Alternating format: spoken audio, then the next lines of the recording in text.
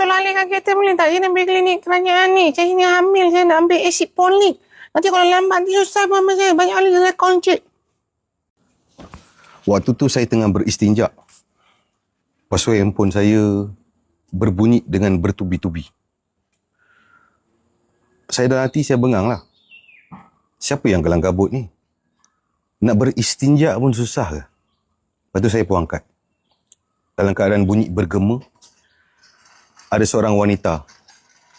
Cik, tolong alihkan kereta boleh tak? Saya nak pergi klinik kerajaan ni. Saya ni hamil. Saya nak ambil acid folic. Nanti kalau lambat nanti susah mama saya. Banyak kali rekod cik.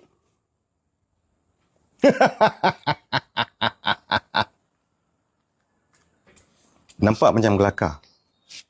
Tapi itu antara salah satu turning point. Kenapa saya pilih untuk berhenti kerja kerajaan. So, bila kita kerani,